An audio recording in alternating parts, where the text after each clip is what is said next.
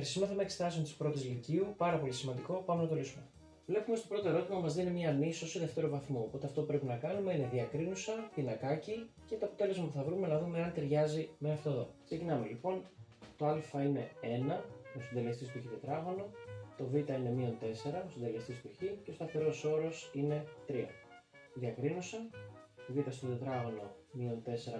Β στο τετράγωνο μείον 4 αγελάδες αν το προτιμάτε. Ξέρω ότι το λένε πολλοί καθηγητές αυτό. Στη θέση του β, του α και του γ βάζω τους αριθμούς που έχω βρει από πάνω. Και άμα είναι αρνητικός βάζω και παρένθεση, άρα είναι μείον 4 στη Δευτέρα, μείον 4 επί 1 επί 3.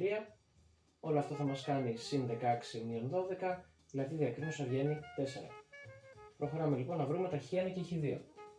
Το χ1 θα είναι μείον β συν η ρίζα της διακρίνουσας προς 2α, ενώ το χ2 θα είναι μείον β μείον τη ρίζα της διακρίνουσας προς 2α.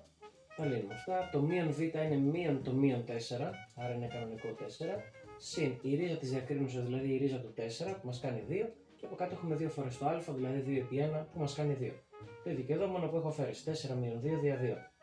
Λύνω και τις δύο περιπτώσεις, 4 και 2 κάνει 6 δια 2, άρα η πρώτη λύση είναι το 3, 4 μείον 2 κάνει 2 δια 2, η δεύτερη λύση είναι το 1. Έχω βρει τις λύσεις 3 και 1, οπότε πάω να κάνω τον πίνακα. Έχουμε εδώ είναι το χ, το μείον άπειρο, το συν άπειρο, οι δύο αριθμοί που βρήκα με τη σωστή σειρά, το 1 και το 3, και εδώ θα μπει η συνάρτηση που έχω, χ τετράγωνο μείον 4χ και 3. Κατεβαίνω εδώ αυτά γιατί το μηδενίζει και έχω.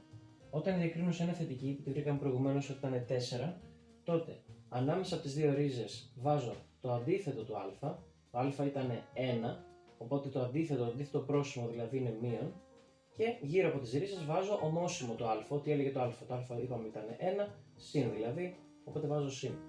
Τι διαλέγω, τα συν ή τα μείον? Εδώ τώρα πρέπει να κοιτάξω την εκφώνηση. Τι μου λέει? Ότι όλο αυτό θέλει να είναι μικρότερο του μηδενός. Μικρότερο του μηδενός σημαίνει αρνητικό. Οπότε κοιτάζω εδώ. Εδώ λοιπόν θα έχω ότι το χ ανήκει από το 1 μέχρι το 3. Και πρακτικά τι σημαίνει αυτό? Όταν το χ ανήκει από το 1 μέχρι το 3, σημαίνει ότι βρίσκεται ανάμεσα στο 1 και στο 3. Οπότε το χ είναι ανάμεσα στο 1 και στο 3, ακριβώς όπως μας είπαν να δείξουμε. Για να ολοκληρώσουμε την άσκηση πρέπει να λύσουμε αυτό εδώ το απόλυτο. Ξέρουμε ότι το α είναι απόλυτο χ-3 μείον απόλυτο χ-1, όμως από το πρώτο ερώτημα μπορούμε να δούμε ότι το χ είναι ανάμεσα στο 1 και στο 3. Δηλαδή το χ είναι μικρότερο του 3.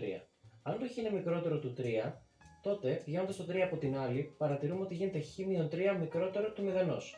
Δηλαδή το χ-3 είναι αρνητικό. Με παρόμοιο τρόπο μπορούμε να δούμε ότι αφού το 1 είναι μικρότερο του χ, το χ πλην 1 θα είναι θετικό. Γιατί είναι σημαντικό αυτό για το απόλυτο?